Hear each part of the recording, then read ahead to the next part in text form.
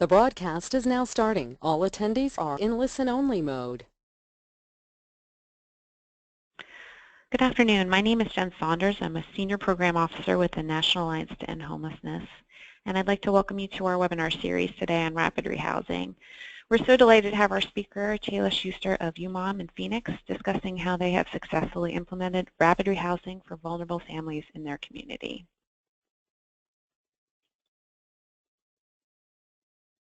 Good morning to those of you. Oh, sorry. Are you still going, Jen? Yes, sorry. So just a really quick overview of the agenda. I'm just going to give a 2-second overview of rapid rehousing and the 3 core components. I'm going to turn it over to Chela, and then we are going to do some Q&A after her presentation. So just some housekeeping items. The audio and slides for the webinar will be posted after the event on our website. We'll send out an email about that. And all lines will be on mute. You can send us questions at any time to pose during the Q&A in your question box in the webinar on your right-hand side. And also there's a chat box if you have something you'd like to send to directly to me. So with that, I'll just really quickly go over what rapid rehousing is, as most of you are already familiar with this intervention. It's an intervention designed to help individuals and families quickly exit homelessness and return to permanent housing. It's offered without preconditions, and the resources and services provided are typically tailored to the unique needs of the household. The core components of rapid rehousing include housing identification, rent and move-in assistance or financial assistance, and rapid rehousing case management and services. While a rapid rehousing program must have all 3 core components available, it's not required that a single program provide all 3 services, nor that a household utilize them all. So with that, I will turn it over to Chela. Good morning to those of you on the West Coast and good afternoon on the East Coast.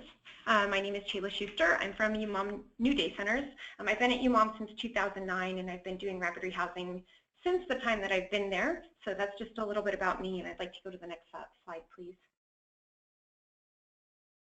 So just really quickly, UMOM is the largest agency that provides homeless services to families in the state of Arizona. We were founded in 1964, and we do offer a full continuum of services to families, including emergency shelter. We also have some transitional and extended shelter for high acuity households. We do rapid rehousing as well as SSVS, permanent supportive housing. We have permanent affordable housing in our community, and we operate the coordinated entry system for families in our continuum of care. We're the lead agency for families. We also operate emergency shelter and rapid rehousing for single women experiencing homelessness, and we do a lot of additional supports and employment services. So that's just a little bit about who we are as an agency. Next slide, please. So just to give you an overview about our rapid rehousing at UMOM, since that's the topic of conversation today, UMOM was first started rapid rehousing with the demonstration grant that was part of the 2008 NOFA, but because of kind of a delay in funding, we actually were able to implement it in 2010, and then we were the recipients of the SSVS grant, which was implemented in 2011, and then now we have additional COC funds as well as ESG rapid rehousing and some privately funded rapid rehousing. Next slide, please. So I know Jen already mentioned it. Again, just to very, very briefly, the core components of rapid rehousing. I think it's really important to realize that there are 3 pieces that many of our households need help identifying housing. I will talk a little bit more about how UMOM does that later in the presentation, but need assistance with identifying housing quickly and moving out and understanding where and how to access housing, that temporary financial assistance, which can be tailored to the needs of the household. It can be short-term, it can be medium-term, but it should really be flexible and dependent on what the family or household needs. And then case management, which should also follow a progressive engagement model with as little or as intense of services as that household might need. Next slide, please. So I also want to mention that UMOM has been prioritizing families for rapid rehousing for a very long time. We do not have enough resources in our community to serve all the families that need those services. So we have been triaging and assuring that the families that really needed rapid rehousing and really were needing that assistance were getting it, and that the families that were able to end their homelessness or self-resolve on their own, we were providing that support to them. So we have been doing that since the beginning of our rapid rehousing. We have always prioritized it to the families, the more vulnerable families that needed it. And we do operate the coordinated entry system. 100% of our rapid housing referrals come through the coordinated entry system. And again, that is to make sure that the families that really need rapid rehousing and that need that support and need that subsidy are accessing it, and the ones that are able to resolve on their own are doing so. Next slide, please. So I think another thing that's extremely important to understand is that part of the philosophy at UMOM and part of the importance of housing first is really, of rapid rehousing, is really taking a housing first philosophy. Families that come into our rapid rehousing program we do not have additional criteria for rapid rehousing. Yes, we are prioritizing to make sure that people need it, the higher acuity households, but they do not have to be clean and sober. They do not have to have any sort of income. They do not have to have a job. They do not have to have all of their mental health taken care of. We believe that the most important thing is to get the household into housing and then provide services and supports as needed by that household once they get in. If we can get a family into housing, get a household, an individual into housing, we see that people really are excited about that. They want to maintain their housing, and provided the right supports and provided the right resources, they are going to do whatever they need to do to be able to maintain that housing. So taking a housing first approach is really important. Next slide, please. So I want to talk just a little bit about the housing identification process. We are really lucky in Phoenix, Arizona that we have an amazing organization that we work with called Home Inc. And they do a lot of help for us at UMOM in helping people identify housing. So they are linking landlords and rapid rehousing clients. They're helping us locate properties. They're doing our inspections for us. They're establishing lease agreements, reviewing legal rights and responsibilities, and they're assisting with the housing search. So I know in a lot of communities they have separate kind of housing locators and housing support, and we're very lucky that we're able to contract with Home Inc. and they're able to provide those services to us and help us build a coalition of landlords that are willing to work with us and kind of manage our lease agreements. I will say that this certainly does not preclude our case managers from having relationships with the landlords and doing negotiations and advocacy with and for the client when they need assistance, but it is very helpful in making our housing process go as quickly as possible, because the goal is that we really want to try to get families moved into permanent housing and households, single individuals, as quickly as possible. Our goal is 30 days if we can do it. And so their assistance has been really critical, and it's been a really great partnership. We're really lucky, as I said, to have an agency like that in Phoenix that has that capacity. Next slide, please. So, and something else that I want to say about rapid rehousing, some of our tools for success are that you've got to have flexible services. We want to do motivational interviewing. That is one of our, these are the core components and parts of training that we have. Our services need to be client-centered. Our clients have to have a say in what they're doing, and we need to understand trauma-informed care. These are all things that UMOM utilizes as kind of core components of our agency philosophy in order to be successful. We talk a lot about voluntary services, and voluntary services in rapid rehousing are incredibly important. But I like to say that, you know, that's because we want the client to buy in and be part of it. But voluntary services really are voluntary for our clients. They're not voluntary for our staff. So our staff has to be innovative and flexible and creative to try to figure out ways to engage clients and help them to reach their full potential, to be able to maintain their housing permanently. Next slide, please. So some of the things that we do as part of our services, I think that help us to really be successful with our clients is that we spend a good amount of time talking about budgeting and income. We're really looking, we have to have conversations about employment. We also have to talk about other income sources, because really rapid rehousing, the goal is that the client is going to, at UMOM, a client gets a lease in their name, and we will provide some level of subsidy and support for a temporary amount of time, and the goal is they'll take over those payments and maintain the housing on their own. So we spend a fair amount of time talking about what it's going to cost. So when someone comes into our program with no income, and I will say that about 80% of the people that enter into our rapid rehousing programs have less than $500 of income a month, and many of them are much, much less than that. Most of them receive less than $200. So certainly we have to talk about what it's going to take. What is the potential earned income? What is a realistic budget? When you're looking at housing, it's not just about fair market rents, it's also about what is your household going to be able to afford. So we spend time talking about, you know, what is a realistic and achievable budget? What are your expenses? What are your needs and wants? How do we really help you to understand what it's going to take to maintain that housing? And most of the time that means employment, but sometimes that can be other sources of income. So we have to look at the budget. Next slide, please. Other things that we need to do, so we talk about budgeting and income, especially when we're looking for housing. Really important to be able to understand, you know, not only where people want to live, but what it's going to take to be able to maintain it. But we also need to talk to the client about being a good tenant. We've got to go over the lease with them. One of the things I always like to make sure that we're doing at UMOM is when we look through the lease, how many times a month are you allowed to have a visitor? Those are, you know, just little things. How many times a month can people stay overnight?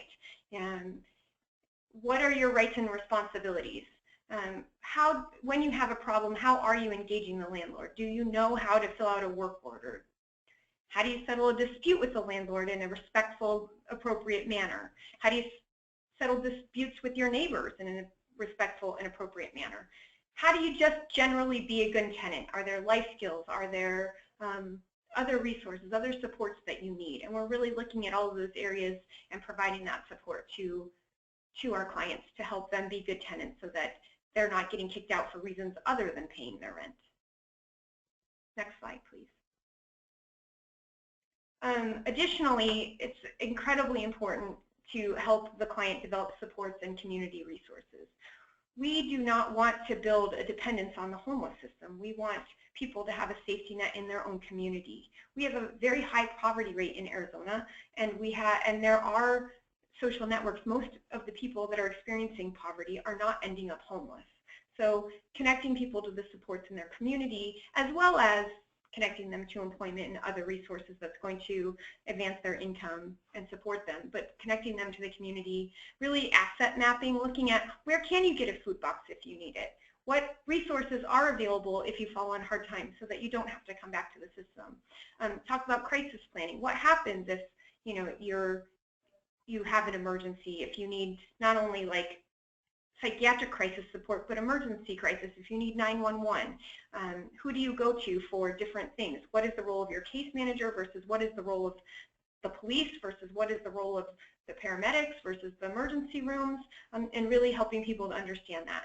And then of course building social networks. Are there churches or community centers or family activities that you can get involved in your neighborhood so that you feel like you have community and you own that neighborhood and you feel comfortable and you want to stay there, and that's a place that you buy into and you own. Next slide, please. So additionally, I want to say as part of the case management tool at UMOM, we are completing the full SPDAT on families. We're really looking at key focus areas, and that tool really helps us at UMOM to create a plan. So the areas of high acuity are the areas that we really want to focus on. If they're not high acuity areas, then we're not creating a plan around that. If they already have employment and they're earning a lot of money, let's talk about what other areas might be causing them to continue to, or that might be causing their homelessness. If it's because there's substance use issues and the behaviors around that, then those are the things that we want to address. If there's issues with the family unit. If there's children that are, running around and the property managers are really upset about that, then we're addressing those issues and coming up with resources so that the kids can get involved in activities and not be causing trouble. If there are a lot of health issues, then we're looking at addressing those and figuring out how to get those under control so that they can work and maintain housing. So really the importance, I think, of the full SPDAT tools is really, like I said, informing the case plan and creating a realistic goal for the family. And I will say too, I talked a little bit earlier about coordinated entry, and we're using the family VI SPDAT and the VI SPDAT for our coordinated entry to determine who is getting rapid rehousing. In some communities, there's a lot of rapid rehousing. In our community, we don't have enough for everybody, so we've got to make decisions on who needs it. Next slide, please. So back to the idea of the family SPDAT and progressive engagement. With our rapid rehousing, case management is one of the core components, that service piece. So doing home visits is a really important key part of rapid rehousing, to check in, to know what's going on in the household, to know who is living in the unit, to know if there are any concerns or any issues. And case management for some clients may need to take place more frequently. Some of our families have a lot more needs, and they will ask for more, and they'll need more assistance, they'll ask for more support, and they'll require more support. Sometimes they won't ask for it. Sometimes we need to provide it. So that's where I say too, voluntary services are voluntary for clients and not staff. Sometimes we have to try to engage the clients, figure out what's going on, particularly when it seems that they're avoiding us. Sometimes we get a notification from the landlord that something's going on. Sometimes the client's uncomfortable to tell us what that is. So we are consistently trying to re-engage and work with those families and really determine what it is that they need. Sometimes we can check in with them on the phone, if they don't need it. Like I said, we really have to be flexible. If a client doesn't need as much support, we might visit them once a month, and we might check in on the phone with them once a month. If they need a lot of support, we might be going to see them once a week or even more on occasion. It's also important, I think, when we're doing home visits is that we're also checking in with the landlord. Something about rapid rehousing that I find to be really important is the fact that our staff need to engage with the landlord. Landlord engagement is just a huge piece of rapid rehousing, and I think there's a lot of markets where there's not enough rentals. And in Phoenix, we deal with, like I said before, a high poverty rate.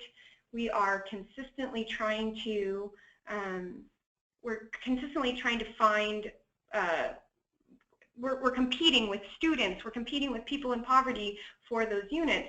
And landlords, they're not automatically going to rent to somebody with no income, and they're not automatically going to rent to someone that's in a homeless shelter. So for us to develop those relationships and to be able to follow up and make sure that the landlord understands who we are, what we're doing, why we're doing it, and that we're here to be a support not only for them but for the client, and that when there are issues that we can follow up with them.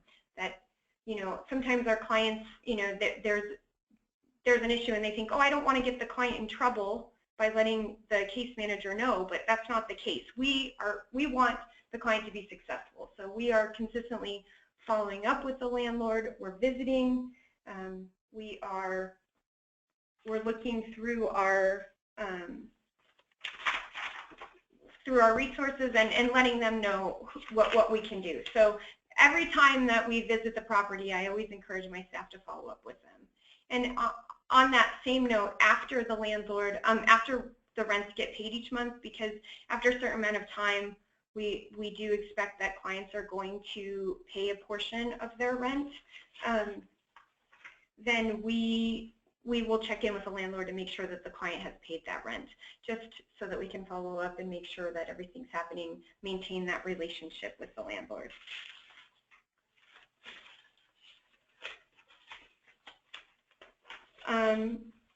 I want to talk just a little bit more, if I might. I kind of glossed over it, but I do want to talk about how a little bit about how we determine financial assistance and what people need and how they need it. At UMOM, typically we are working with families, and if a family comes in and they have some income and they're able to pay a portion of their rent, then the expectation is maybe we'll just pay the move out and the deposits, and they'll pay a portion of their rent.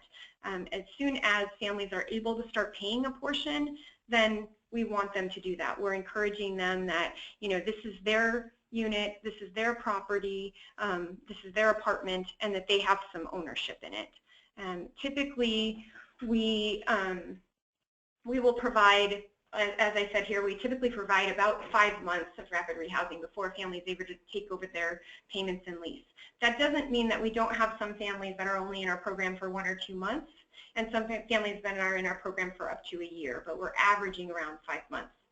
So as families are able to start paying their rent, then that's the expectation. And typically after the 90-day point, if a family didn't have income or a household didn't have income, regardless of the situation, typically we expect that after 90 days they're going to be starting to pay some portion of their rent, that they're going to be responsible for that. We're building that sense of urgency to make sure that, you know, it's a give and take relationship. This is their unit. Now, that's not to say that we're not going to be flexible and try to work with households that don't have the resources, but the expectation is set that they're contributing. So we're really excited when we see that, you know, like we're estimating about 5 months, because that allows us to help many more households. If I'm still paying the rent for a family or a household that's able to pay their own rent, then I'm keeping it from another family that's still on the street or in shelter and not able to pay their rent. So we really want to make sure that we're using those resources to the best of our abilities. Next slide, please.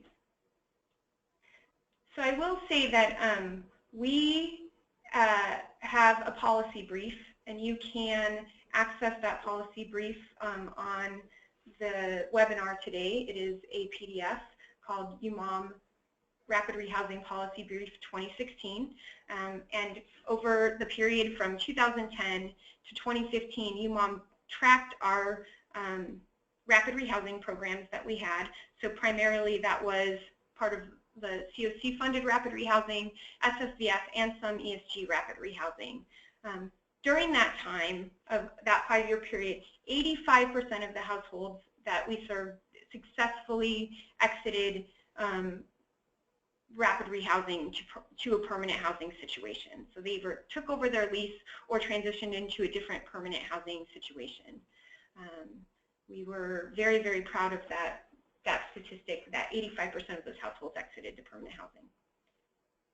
Next slide, please. During that same period of time, we looked at returns to homelessness of the people that successfully exited. So of the 85% of people that successfully exited rapid rehousing to permanent housing, only 7% of those folks did not, of those folks with successful exits, returned to emergency shelter, which means that 93%, so more than 9 out of 10 households, were able to maintain permanent housing. We were, again, I think when you talk about rapid rehousing, the most important factor is, are families returning to homelessness? So, you know, we're averaging 5 months of assistance. Most of our, vast majority of our households are exiting to permanent housing, and very few of those households are returning to homelessness. We're very, I can't say enough that the building a case for rapid rehousing and looking at the numbers and looking at the statistics, it works, and we are putting people in to rapid rehousing that have little to no income, and we are quickly helping them to identify income sources and to be able to pay for their housing and to be able to identify any areas of need, and very quickly be able to maintain permanent housing on their own. So I think here in Phoenix, we have, this is just a microcosm of our rapid rehousing and some of the things that we have found that have been incredibly successful, and we are excited to see how well rapid rehousing works. And we can say that the proof is in the data that families are going into housing and they're not coming back into the homeless system. They're not coming back into shelter.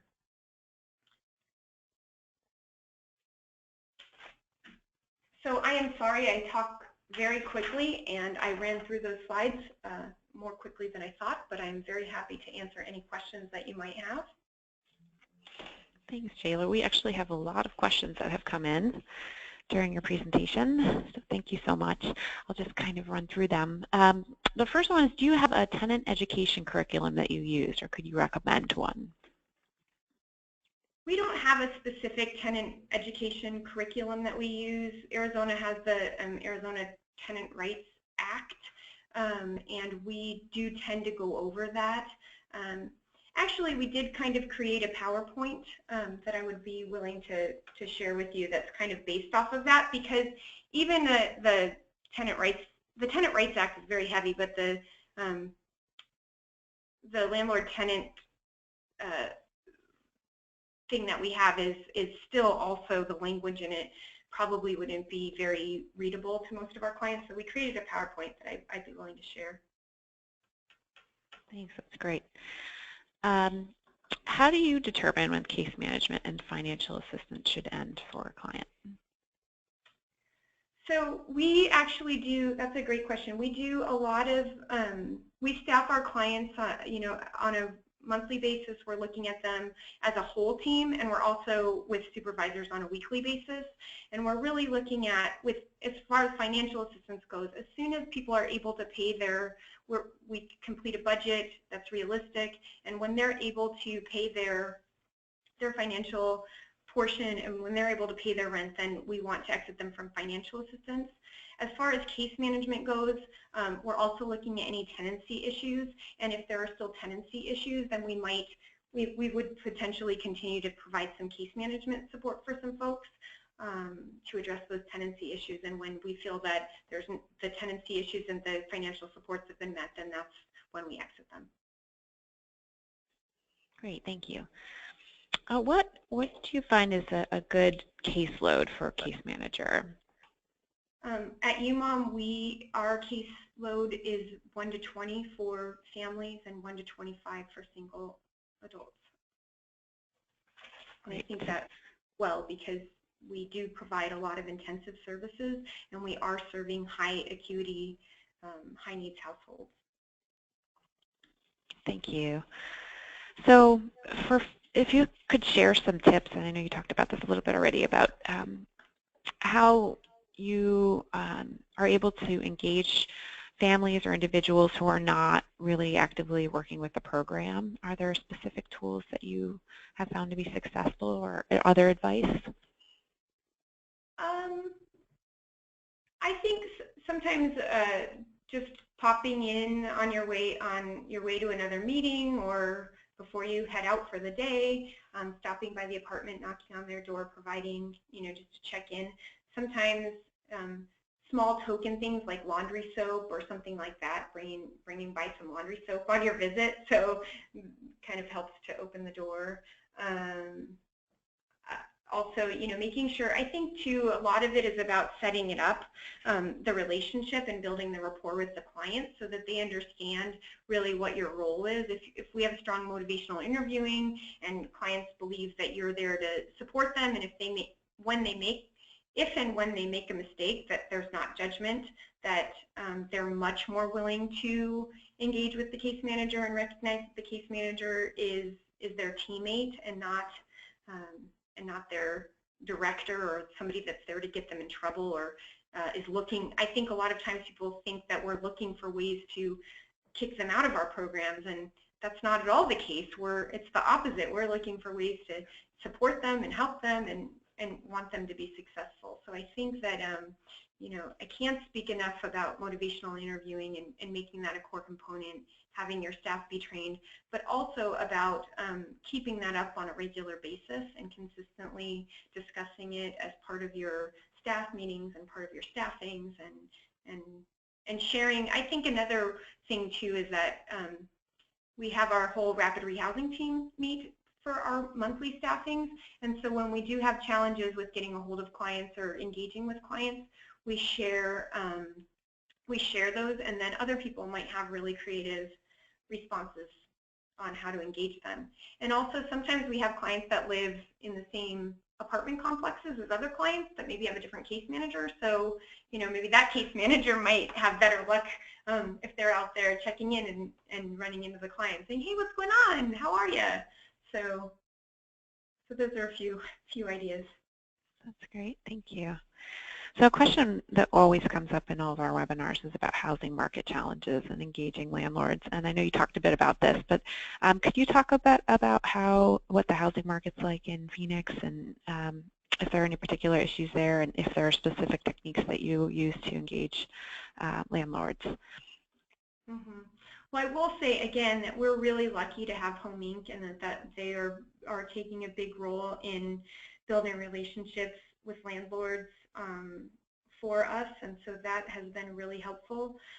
As I said before, I think one of our big issues is our high poverty rate and the fact that the affordable housing, of course there's not enough affordable housing. There's not enough affordable housing in every community, and I think, you know, each community thinks that they're unique in and of itself, and we don't have the huge high rental markets like San Francisco and New York, but we have our own challenges. We have very, very low occupancy rates, and then we're competing for those affordable units with students, with other people in poverty.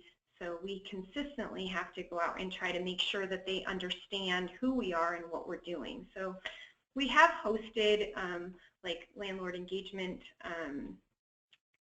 meetings to try to help them understand who we are as an agency, and we try to do creative things when problems arise. If we know that somebody is not going to be able to maintain their unit, we try to be proactive about it and work on mutual rescissions with the landlord so that we can, you know, get someone else into that unit. I think whatever we can do to maintain relationships with landlords is really, really key. As I talked about before, just kind of that landlord relationship is so important, and so helping the landlords understand who we are and why it might be beneficial for us to rent to them rather than somebody else, because we're going to be there, we're going to be around, we're going to support them. So low occupancy and high competition for affordable housing are some of our biggest challenges, and the new properties that are going in Phoenix are all luxury. It's not, you know, more and more luxury apartments downtown rather than affordable apartments in other neighborhoods. So that's a big challenge as well. Great, thank you. So we have a couple of questions about case management, and we talked a bit about this already, but for the required case management meetings every month, do you require it to be face-to-face? Can it be by phone? Are there other ways that you normally handle those meetings? Sure, and when I say require, again, it's really about the case manager engaging with the client and seeing what they need. So typically we do want a face-to-face visit in the home, and that's something that we strive for, and we let clients know that that's the expectation from the beginning.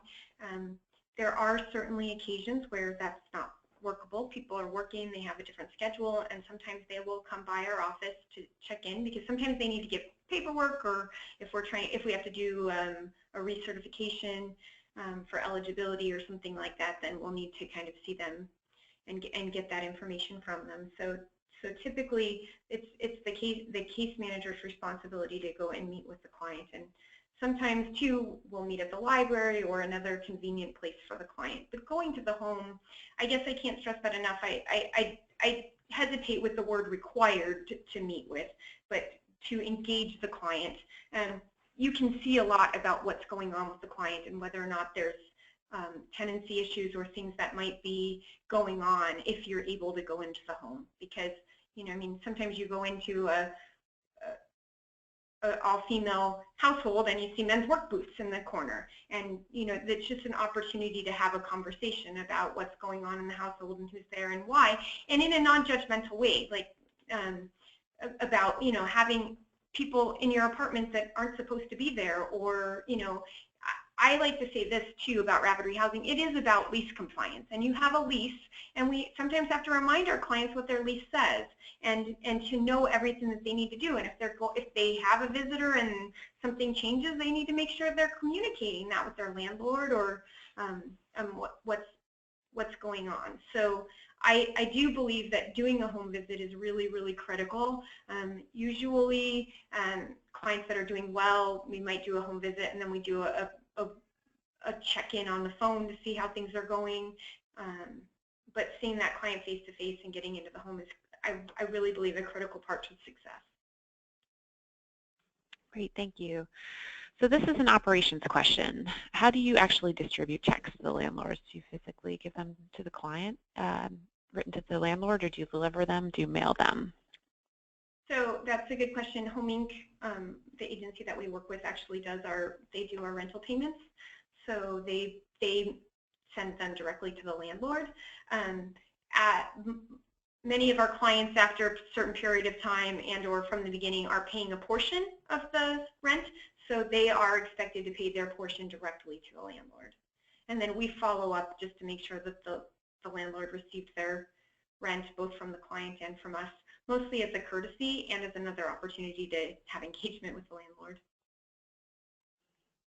Thank you.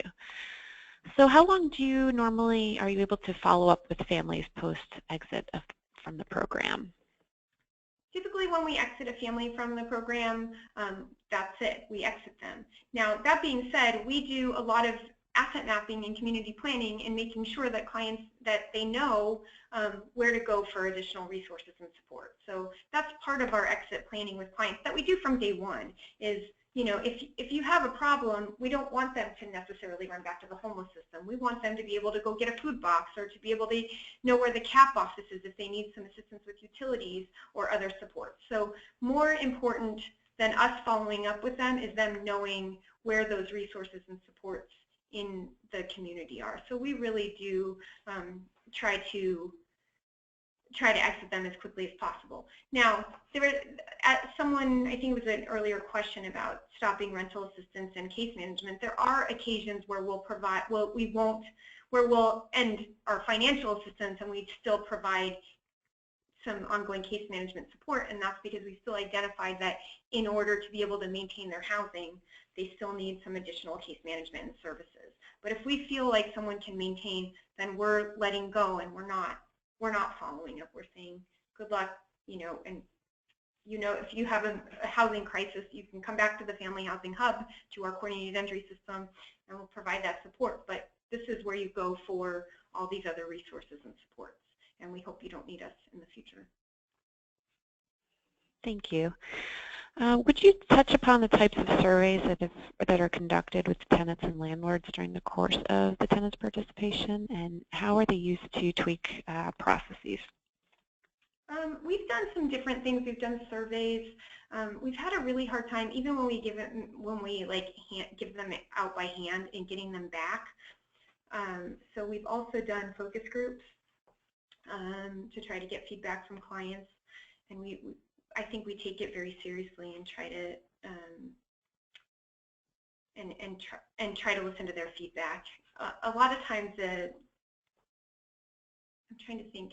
We've typically gotten pretty good positive feedback, but we take it seriously to make sure that they have access to services, they know who to contact. Particularly, I think some of the things have been around, like if your case manager's out of the office, having backup support and things like that. So those are things that we've really tried to make sure that clients understand, like that, you know, there's always someone that can help you if you're having a crisis. But then again, I want to mention that I talked about crisis planning before, and we really want to make sure too that clients know that when they need their case manager, they contact their case manager, and when they need crisis, they contact crisis. Thank you. How is your rapid rehousing program integrated with workforce development, and how are your clients able to quickly obtain jobs and take over their rent within 5 months? So that's a good question also. We have some relationships with our county and city workforce development programs, but we also have workforce development programs within UMOM, and we're trying to strengthen those as well. I think that we have an organization locally that does workforce development, and we contract with them, and they have 2 staff members that work here. One of them is a employment specialist that helps connect people with employment and have conversations about what might be barriers and how to, like if you do have a criminal background, how do you present that?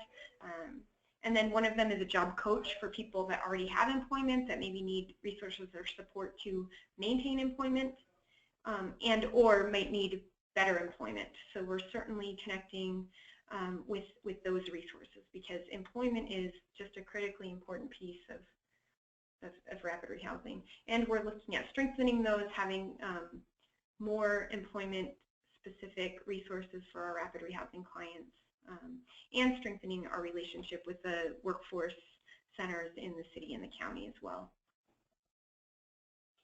Thank you. Have you had a lot of experience with landlords having to evict your clients? And if so, how are you handling that? We have had some experience.